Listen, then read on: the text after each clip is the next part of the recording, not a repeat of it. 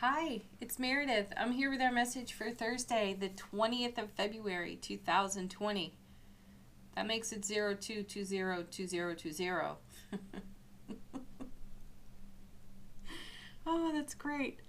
Yeah, check that out. There must be some sort of beautiful portal opening for us with all those twos and zeros. Bonefire Tarot for our message today, our beautiful Bonefire. What does it have to share with us? Our first card, the one from the bottom of the deck, our potential theme in the day is the Wheel of Fortune. The Divine Delivery System. This is the universe dropping something into our conscious awareness, our waking awareness, and giving us something to consider. Not just one thing, of course. There'll be plenty. Let's see what it connects to. I don't feel I will elaborate on that card right now. We'll come back to it. We have the Emperor next. Oh gosh, I love him. I'm glad he's here. You know, just a few days before the retrograde, I was watching another tarot reader on YouTube. There's a few that are my favorites that I will return to over and over again just to have a check-in for myself personally. And I noticed a theme coming up out of the readings of the other tarot readers.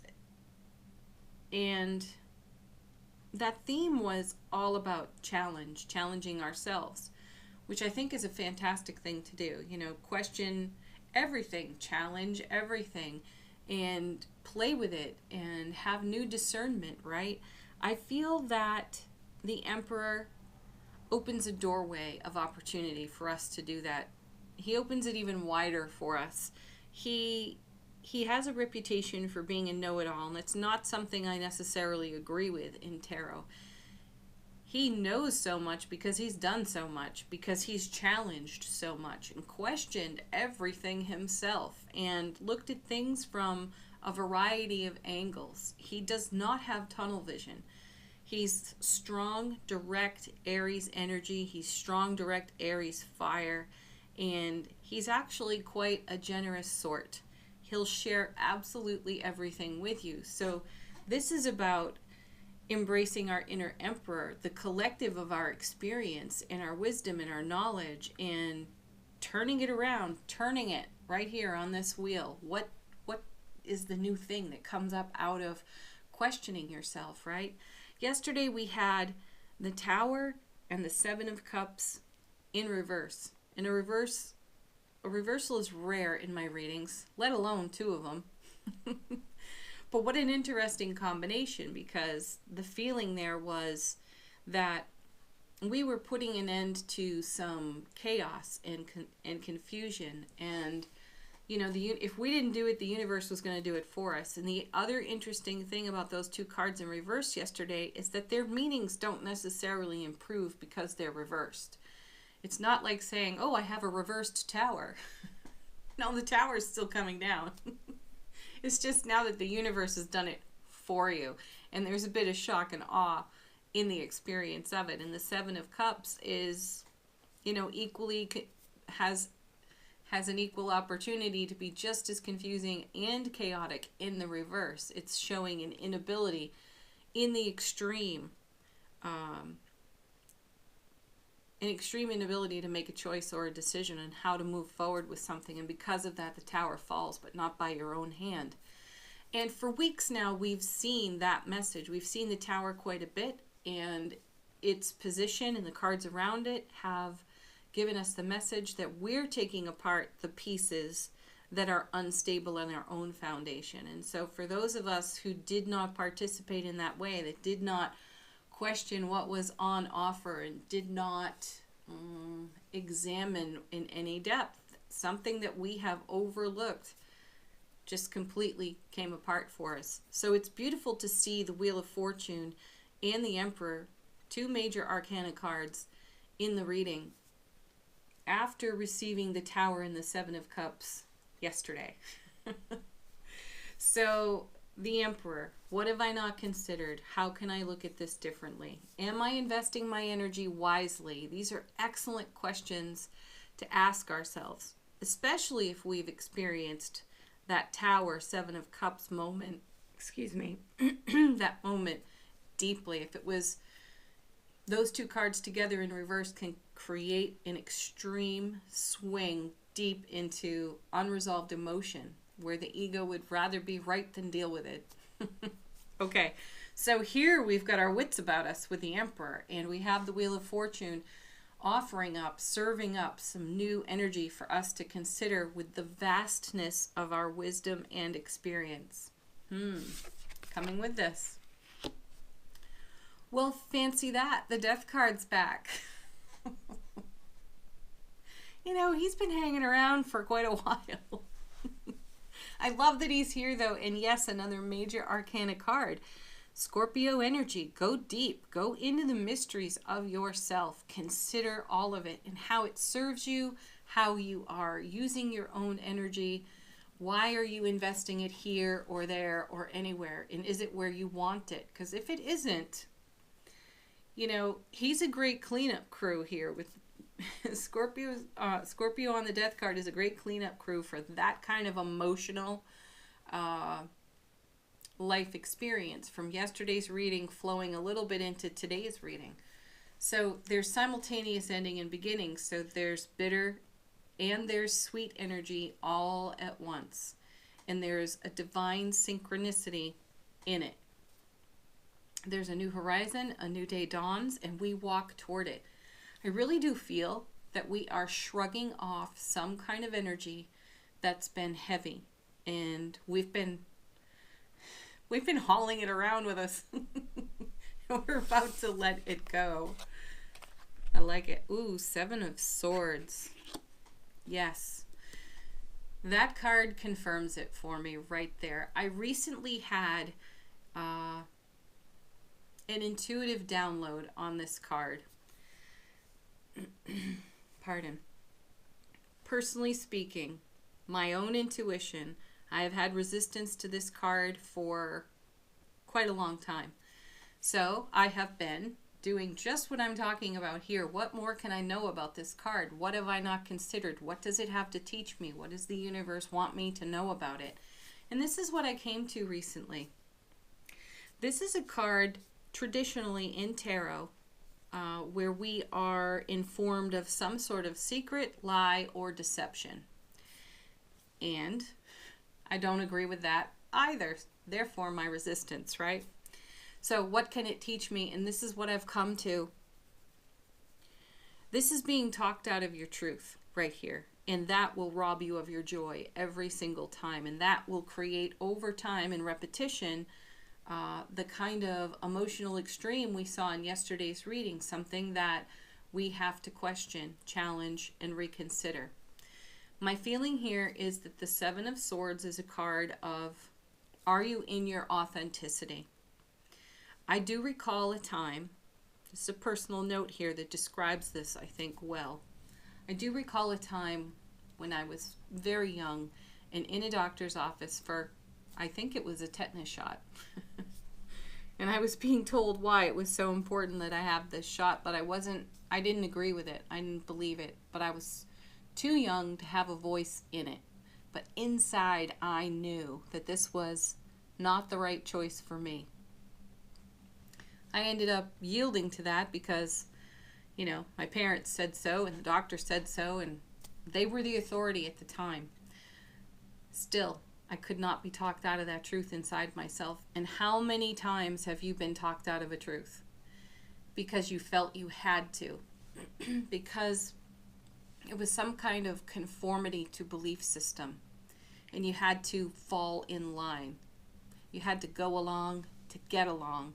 And it didn't feel good to you. That's the Seven of Swords. So if you have something like that showing up, the Death card is here to really point it out, and the Emperor is here to say, you know what's true and you know what's right. Are you going to stick to it, or are you going to go along to get along? And does that feel okay to you?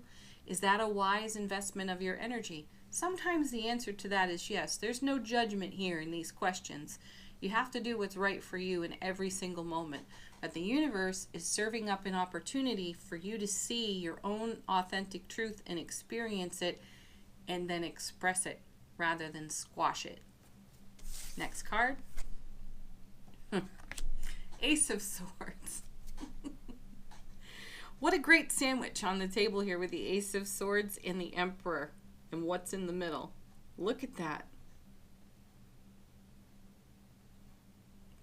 You know, looking at the Death card, I feel the message is this won't let us get away with conformity. It just doesn't feel right to us. Where we have conformed to something that does not feel like our everlasting strength, brilliant clarity, and authentic truth, wherever that's happened for us, it's going to show up from the Wheel of Fortune. That's the divine delivery system. It's going to drop it right in front of us. We're going to see it, and we're going to probably want to recoil from it. It's worth the consideration and the love you give it and the expression, the authentic expression you ultimately put out there that is your truth brilliantly shared. Beautiful. That's quite the powerful message. And so, you know, to bring it back around for just a moment to the readings that I've seen from other readers on YouTube, the messages have been leaning in this kind of a direction. We are being invited to challenge ourselves. We are being invited to contemplate, enjoy, and play with whatever the universe is putting in front of us. See what it has to offer you. How deep can you go into your own truth bravely, boldly, and vulnerably, and then dig up the courage to share it? Oh, I love that. Of course, when I'm in those moments, I tend to clam up. So, there's my challenge to myself.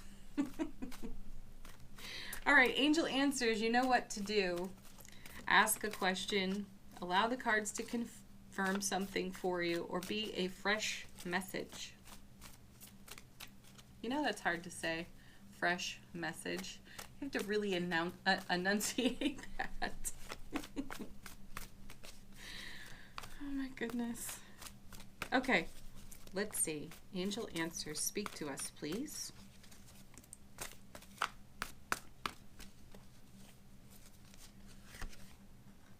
Shocking that we see this one today. Opportunity. Yeah. Enjoy the opportunities before you. Consider them. And then ask yourself, what have I not considered? What is the universe sharing with me right now? Next, we have a card of timing. Within the next few weeks. Yes, within the next few weeks, the retrograde will come to an end. And then we'll be on to something new, won't we? Within the next few weeks, I really do feel that's actually connected to the retrograde. This is a time of review, consideration, reconsideration, reminiscing even.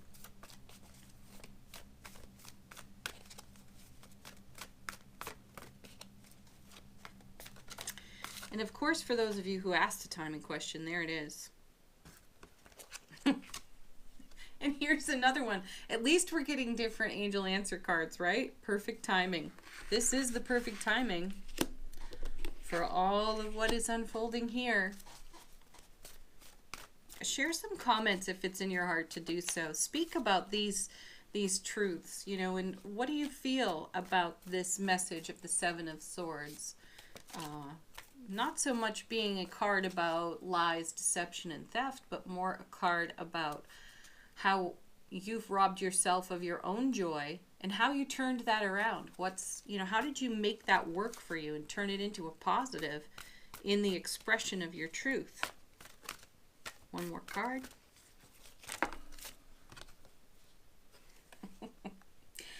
All of this creates big, happy changes because, as always, it's the happy that makes the big change, and happiness is a choice.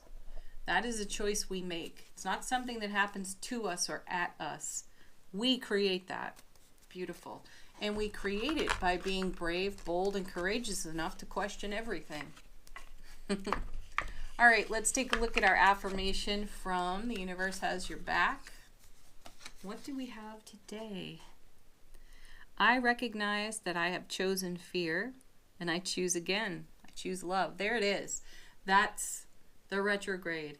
That's what's happening over here. Previously, we could have chosen out of fear, or we kept our mouth shut out of fear because we felt like we had to go along to get along.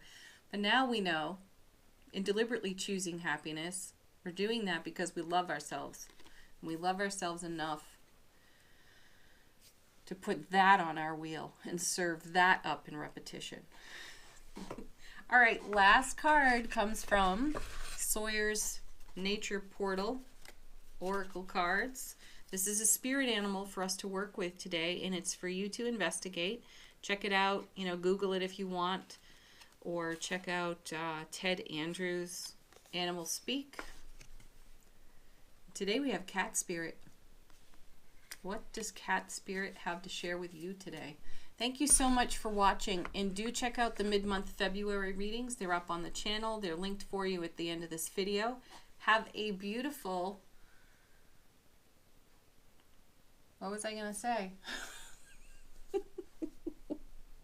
Have a beautiful day, everybody. Have a beautiful Thursday. Peace, love, joy, blessings, and namaste, of course. Bye for now.